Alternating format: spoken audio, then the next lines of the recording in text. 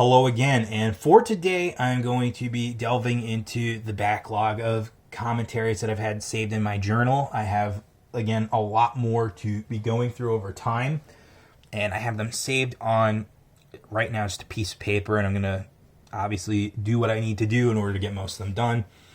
Hopefully I'll come up with new ones, but I would like to just get most of the backlog cleared, so that way I can have a new backlog when all this shit's fucking over. But as a result, I have stumbled into something that I've wanted to talk about for a couple months now, but haven't really found the time or place to do it. And, you know, as unfortunate as all these events are, I guess now is a good time to talk about nihilism and why it's fucking cringe.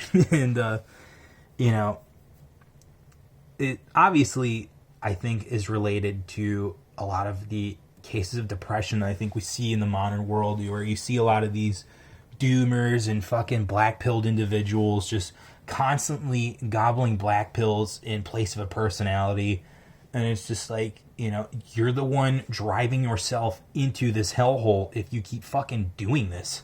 And what is the point of being black-pilled at a time like this right now? You know, we don't have a cure. We don't have a lot of notes as far as what the virus can do to a person other than the actual from infection to death symptoms. So they're trying to figure that kind of stuff out right now. But for you as a person on the ground who may or may not know anything about medical science, it is not a positive thing for you to be constantly absorbing all that information daily and making yourself fucking stressed out. You know, it's like weird, because the more I see people watch the news, the more I see them fucking constantly freak out. And that's what, just on a quick aside, for me is so great about that fucking Trump clip that's going around, where the CNN reporter asked him, "What are you going to tell people who are worried in this time of crisis?" And Trump just cuts right into that guy and says, "You know, I think that you're the one that's doing the bad thing," or whatever he said. You know, essentially the guy who is a journalist is a fearmonger right now, who is trying to ramp up the emotions in people who are fucking scared. And that is not cool. You know, the best thing to be doing, not only in this time of crisis, but again, as I've said in lots of these commentaries, at all times, is to be level-headed, is to, again, be self-aware, be understanding of what can you do to affect the world around you. And if you can't really do that kind of stuff, then you shouldn't worry about it as much, because it's just going to drive you fucking crazy. Again, I think there are going to be a lot of people that come out of this who will be more black-pilled, who will be insane from having fucking lived in their own homes for too long. I mean, look at all the celebrities, you know, they're going nuts. And it was only like week 2 of the actual quarantine. So it's real fucking interesting to me as to what's going to happen with all this shit. But, you know, as far as being black-pilled, being incredibly nihilistic, you know, it's not a personality to just go around fucking being this cringe-tard who's just going to fucking, you know, spoon-feed you all day with this black-pilled bullshit. You know, it's like, I remember watching a lot of the commentaries done by the channel Blackpilled, and just coming away from them being like, yeah, I learned something that I kind of already knew about Hollywood and how they've been pushing kind of this like anti-white, racially based hatred of white people in the media for so long. But like, why are you fucking dwelling on it, man? Like, I know that guy is a creative himself, and the best thing he could be doing is gathering as much motherfucking money as possible and then making counter propaganda. You know, why is that not your solution? For myself and this channel, I like to do this kind of problem solution stuff, and especially putting it out in public helps me to realize that, hey, maybe if I follow my own advice, like, I can actually get the shit done. And, you know, working out the logistics of how I can get that kind of money so I can start producing counter propaganda, or, you know, stuff that I think is more based in reality than what a lot of more mainstream kind of cultural centers of influence are pushing onto the public right now, because as you've probably heard on this channel or many YouTube channels, it's not really a good situation right now. If you work in the entertainment industry and you think along similar lines as myself or others like me, you know, you are probably very black-pilled on what you're essentially being forced to make in your job if you are just on a grunt level, if you're, you know, in G&E, if you're in the makeup department, maybe not them, maybe as a PA, or maybe in, you know, the office work, or hell, even in, you know, like production design. You're at the forefront of a lot of the manpower that goes into these current cultural institutions. And if you do not agree with the messaging that is being put into all this shit, then you're in the shit like me, having to deal with the fact that you're working on stuff that you don't agree with. And it's a shame, only because, you know, if the money was so good, then you'd probably fucking walk away out of disgust. But enough on my bullshit. Let's dive into more of Blackpilled. And again, this guy clearly can do his own stuff. I mean, he has that book that I would really like to read at some point, Day of the Rope, that probably addresses a lot of this. But at the same time, it's like, why are you just fantasizing about the future you want rather than actively fighting for it?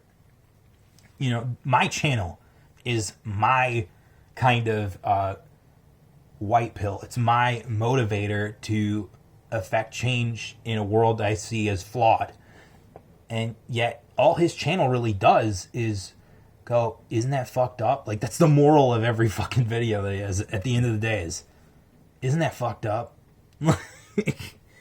So, I don't know. I've really gotten fucking... A lot of content creators are just bugging the shit out of me lately, but I'm not in the business of doing this that much until it, like, really fucking gets on my skin. So, speaking of that, Mr. Medicare used to get on my skin when it came to that shit, especially during the drama wars of 2018 and, like, I don't know, mid-2019. I fucking tuned out of that shit. Like, the moment he did that video on Sargon of Akkad, I was just like, dude, I'm fucking bored. Like, when are you gonna finish your furry series or your trans videos? Like, those were actually good shit. And yeah, you know, he's been streaming... we're obviously talking about Mr. Medicare here, Jim, on the coronavirus stuff for longer than I think anybody was even aware of half this shit. And, you know, I don't want to be an armchair psychologist, but just by saying that, I'm going to sound like it anyway. I think that he actually does give a shit, and his, I don't care, man, who gives a fuck, Louis Laveau kind of personality he put on that stream and in most of his appearances is really an act. And if he didn't give a shit, then why the fuck would he be streaming about the coronavirus way the fuck earlier than anyone else? Okay, it's just kind of an observation. It is really all it is. And, you know, again, this kind of Gen X who gives a fuck mentality about reality is something that defined the 90s, and I think was the real reason as to why culturally we just kind of swallowed this globalization agenda. It's because we had no counterculture to go up against and say, hey, I think you're full of shit. And as a result, now we have, you know, diversity initiatives, we have progressives everywhere infecting everything. And as a result of culture being black-pilled on our side, this is the future that we've created. And again, it isn't positive. I really don't like it.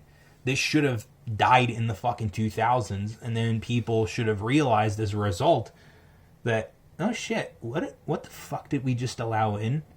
And, you know, only in these past couple of years, myself included, have people realized that, again, what have we fucking unleashed on this world? There are child drag queens everywhere. Governments just demanding that we let in refugees regardless of the outcome it brings onto society. You know, why are we defending fucking Nazi punching like they aren't humans too, you know? Like, what is going on in this fucking clown world of anarcho-tyranny that I am missing here?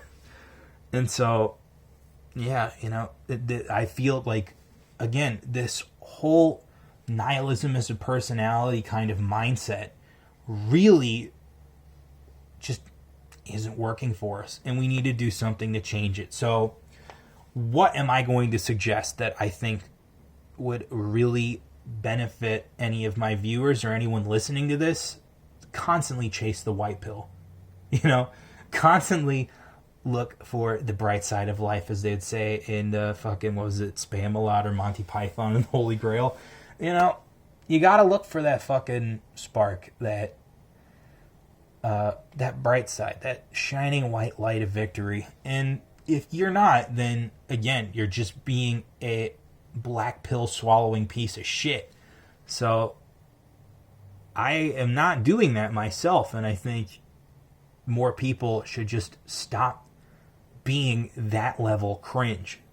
And so in conclusion, not only in this time of crisis, but just in life in general, being a nihilist fucking loser is just not good for yourself, but for wider society. Like, who the fuck's gonna actually value you as a strong human being if you're just some kind of nihilistic piece of shit? You know? And I think that's the real lesson I want people to maybe take away from this commentary. So to all the people who will either continue to be a nihilistic piece of shit in this time of crisis or for the rest of their lives, dude, you better fucking tread lightly, because you are doing yourself a world of disservice.